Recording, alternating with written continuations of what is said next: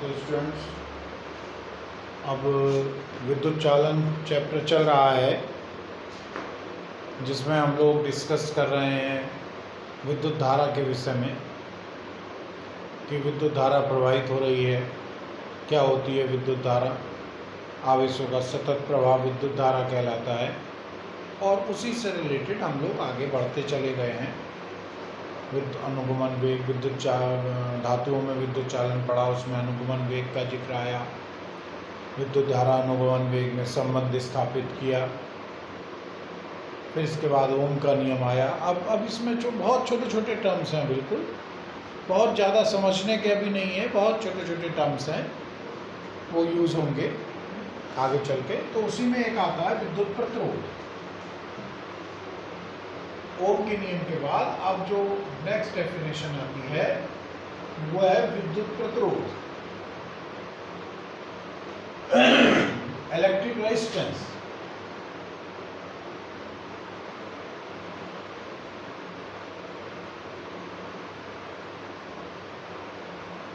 क्या होता है विद्युत प्रतिरोध? देखो, प्रतिरोध वर्ड कहाँ यूज होता है? प्रतिरोध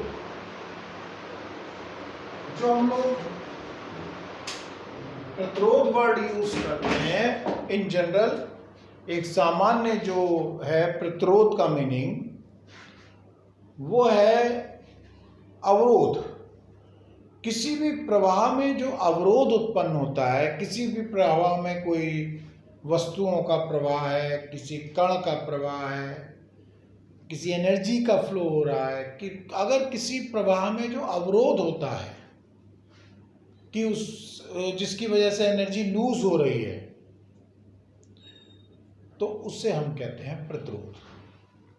जब बात आ रही है विद्युत प्रतिरोध की, तो जब भी वर्ड विद्युत जुड़ जाए तो उसका मतलब वहां पे आवेशों की बात होनी है, चार्जेस की बात होनी है। तो आवेशों के प्रवाह में जो अवरोध उत्पन्न होता है उसी को हम कहते हैं विद्युत प्रतिरोध। सीधा सा है, सीधी सी डेफिनेशन। मैथमेटिकली इसकी डेफिनेशन क्या है? किसी चालक के सिरों पर उत्पन्न विभवांतर तथा उसमें प्रवाहित धारा का अनुपात, किसी चालक के सिरों पर उत्पन्न विभवांतर तथा उसमें प्रवाहित धारा का अनुपात ही कहलाता है विद्युत प्रतिरोध। R = V/I। इसकी जो यूनिट हो जाती है वो है वोल्ट पर एम्पियर, जिसे ओम कहते हैं।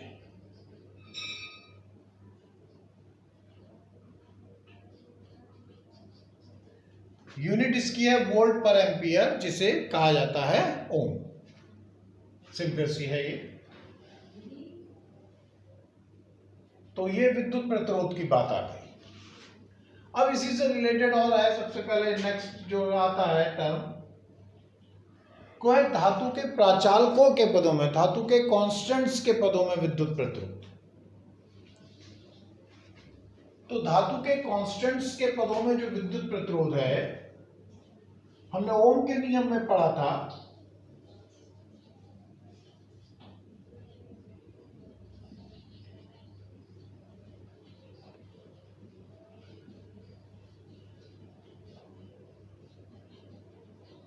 धातु के प्राचालकों के पदों में हमने ओम के नियम में ये पढ़ा था। एक फॉर्मूला आया था V/I = mL/ne²A²। तो ये V/I क्या है? R है। तो धातु के प्राचालकों के पदों में जो आता है फॉर्मूला वो है R = mL/ne²A²। यह है धातु के प्राचालकों के पदों में विद्युत प्रतिरोध।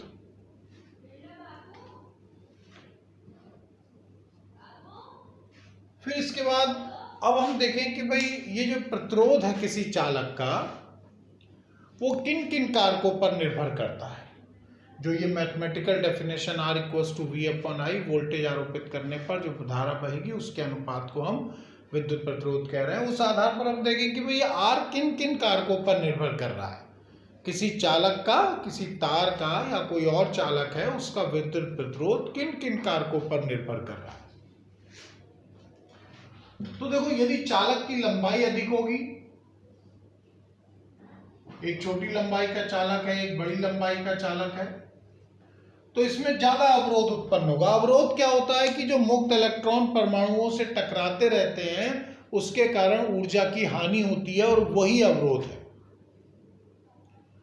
मतलब अगर किसी चालक में विद्युत प्रतिरोध का कारण पूछा जाए तो वही होता है कि जो उसमें मुक्त इलेक्ट्रॉन है वो लगातार परमाणुओं से टकराते रहते हैं, ऊर्जा की हानि होती है, या कोई मुक्त इलेक्ट्रॉन नहीं है, कोई आयन वगैरह है, तो वो लगातार परमाणुओं से टकराते रहते हैं, लगातार उनकी टक्कर होती रहती है आपस में, जिसकी वजह से ऊर्जा की हानि होती है।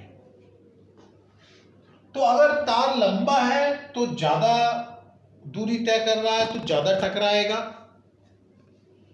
ज्यादा ऊर्जा की हानि होगी। छोटा तार है तो कम दूरी में ही बाहर निकल जाएगा, आवेश यहां से प्रवेश करता है, यहां से निकल जाएगा, तो इसमें कम प्रतिरोध होगा। तो पहला यही है कि जो विद्युत प्रतिरोध है वो चालक की लंबाई के समानुपाती होता है। लंबाई ज्यादा होगी तो प्रतिरोध भी ज्यादा होगा, लंबाई कम होगी तो प्रतिरोध भी कम होगा। दूसरा है यह अनुप्रस्थ परिच्छेद के क्षेत्रफल। अगर चालक चौड़ा होगा तो ज्यादा इलेक्ट्रॉन एक उसी समय में मूव करेंगे, अगर चालक पतला है तो कम इलेक्ट्रॉन मूव करेंगे क्योंकि यहां पे कम इलेक्ट्रॉन है।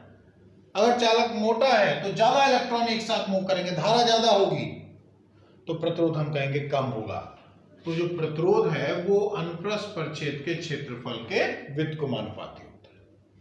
तो किसी चालक का प्रतिरोध यहां से भी पता लग रहा है, पर अब ये अलग से रिलेशन निकाल रहे हैं, लंबाई के समानुपाती अनुप्रस्थ परिच्छेद के क्षेत्रफल के व्युत्क्रमानुपाती। दोनों को मिलाएंगे तो R प्रोपोर्शनल टू हो गया L अपॉन A।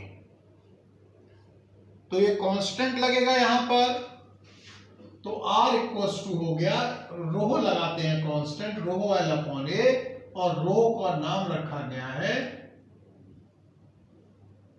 पदार्थ का, चालक के पदार्थ का, चालक का नहीं, किसी वस्तु का नहीं, किसी तार का नहीं, तार के पदार्थ का।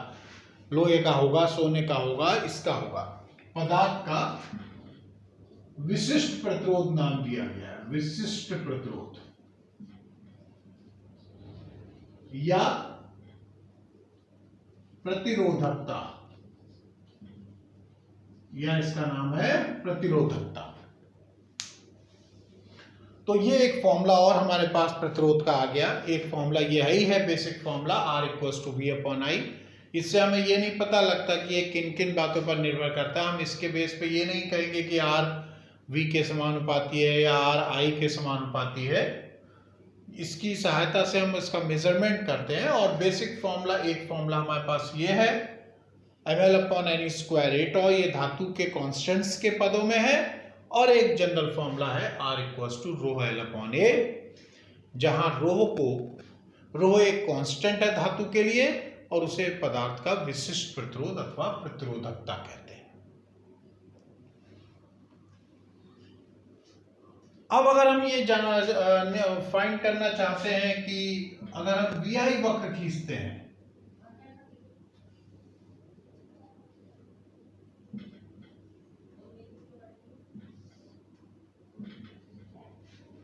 अगर हम VI वक्र खींचते हैं तो एक सरल रेखा प्राप्त होता है।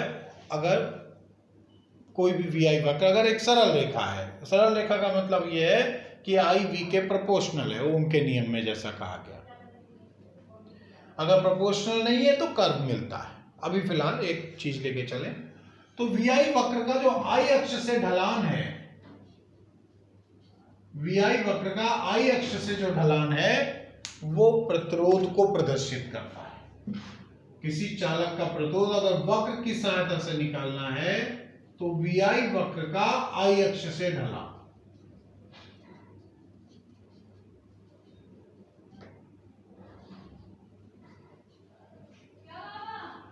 R equals to tan theta.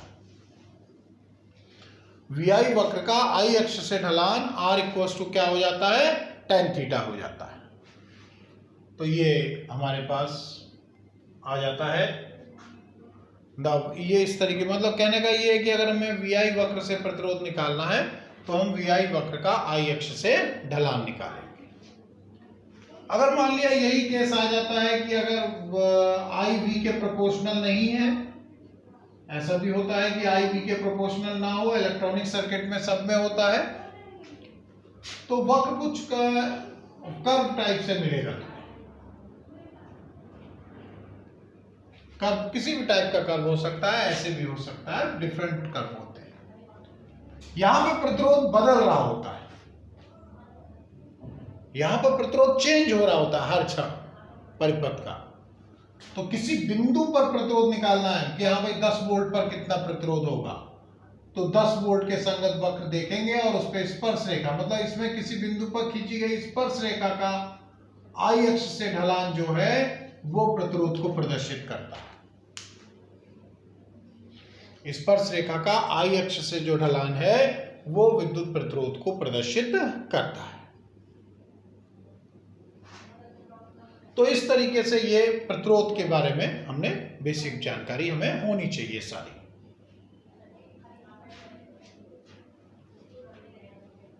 अब इसके बाद जो अगला छोटी सी और डेफिनेशन है वो है विद्युत चालकत्व। अगली जो डेफिनेशन आ जाती है वो है विद्युत चालकत्व।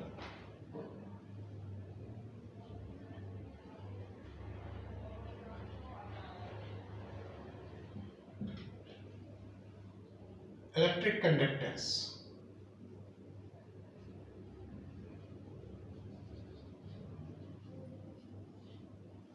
इसमें कोई खास बात नहीं कहनी, विद्युत चालकत्व जो है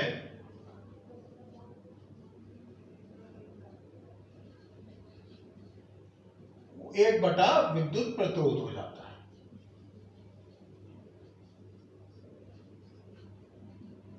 R विद्युत प्रतिरोध के व्युत्क्रम को विद्युत चालकत्व कह देते हैं। इसकी जो यूनिट हो जाती है वो है ओम इनवर्स, जिसे मोह भी कहते हैं। OHM ओम होता तो MHO मोह कर दिया, इसका मोह कहते हैं।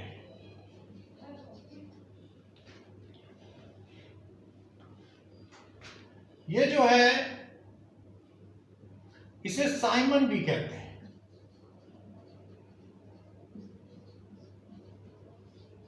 साइमन ज्यादा पॉपुलर है। विद्युत चालकत्व की यूनिट को साइमन भी कहते हैं, मोह को साइमन भी कहते हैं। तो ये हमारे पास विद्युत चालकत्व की बात आ जाती है। अब अगली जो डेफिनेशन है, ऐसी छोटी छोटी कई सारी डेफिनेशन है। अगली जो डेफिनेशन इसमें आती है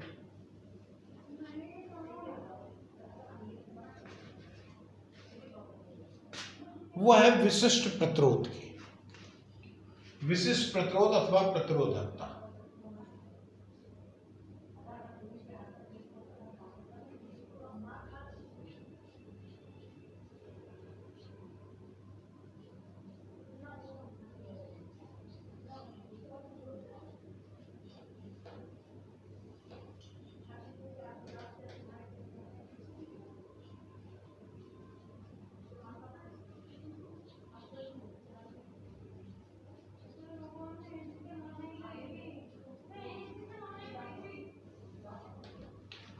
स्पेसिफिक रेजिस्टेंस और रेजिस्टिविटी।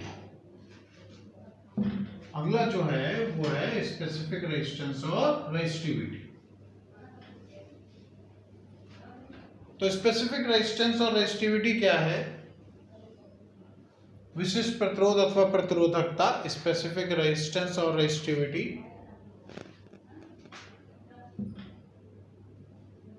R = ρL/A में हमने रो को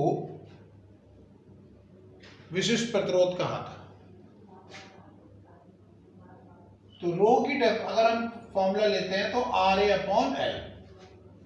पहली बात ये अपने दिमाग में बहुत अच्छी तरीके से बैठा लेना है कि विशिष्ट प्रतिरोध किसी चालक का नहीं होता है, चालक के पदार्थ का होता है।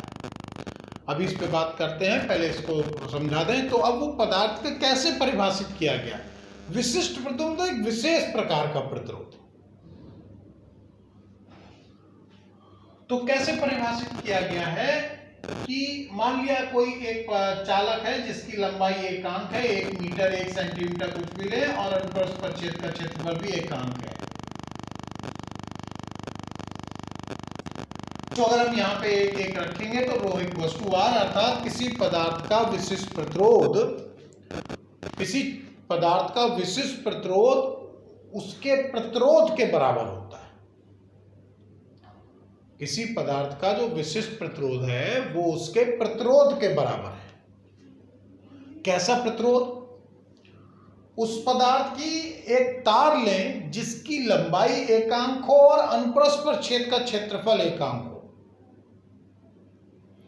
हम उसका एक तार लें जिसकी लंबाई एकांक हो और अनुप्रस्थ परिच्छेद का क्षेत्रफल एकांक हो, तो उस तार का जो प्रतिरोध होगा उसे हम कहते हैं विशिष्ट प्रतिरोध। मतलब ये ऐसे होता ना कि जैसे मान लिया कोई तुम पेन लेने गए तो तुमने 10 पेन लिए, तो पहले एक पेन का मूल्य चाहिए होगा, तब 10 से गुणा करोगे। उसी तरीके से ये है कि हाँ भाई पदार्थ है, लोहा है, लोहे की एकांक लंबाई का और एकांक मोटाई के तार का प्रतिरोध कितना होगा। अगर 10 मीटर का निकालना तो फिर उसी हिसाब से निकालना। तो किसी पदार्थ के एकांक लंबाई और एकांक अनुप्रस्थ परिच्छेद के क्षेत्रफल वाले तार का प्रतिरोध ही तार के पदार्थ का क्या कहलाता है? विशिष्ट प्रतिरोध। सीधा सी परिभाषा ये है। तो RA/L हो गया, इसकी यूनिट क्या हो जाती है? ओम मीटर। इसकी यूनिट जो है वो है ओम मीटर। एक और डेफिनेशन है इसकी,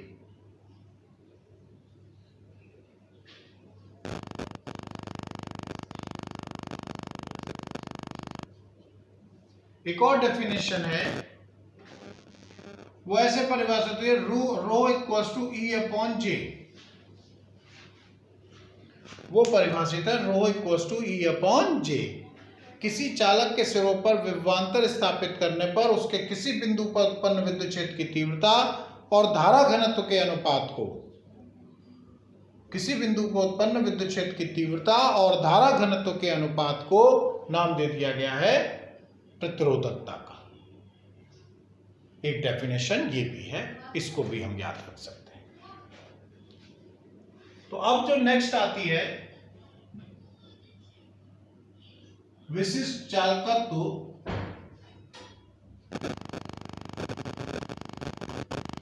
अथवा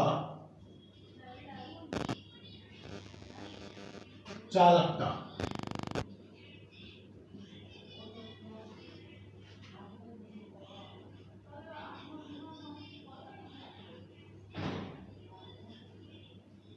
स्पेसिफिक कंडक्टेंस और कंडक्टिविटी।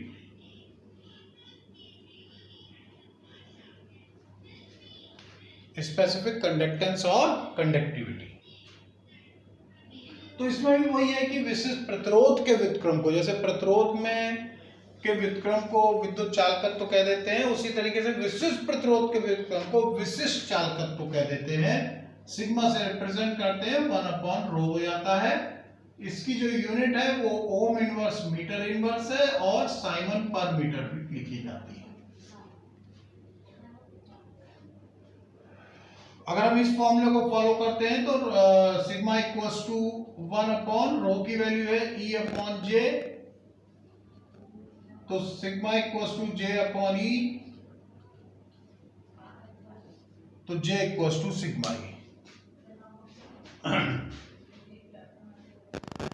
J = क्या हो गया? सिग्मा E आ गया।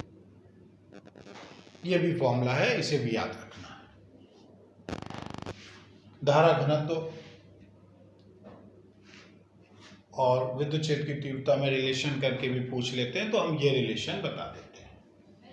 तो ये छोटी छोटी कुछ हमारी 2-4 डेफिनेशंस थी, इन्हें याद रखना है बच्चों को। तो ये डेफिनेशन से रिलेटेड बात है।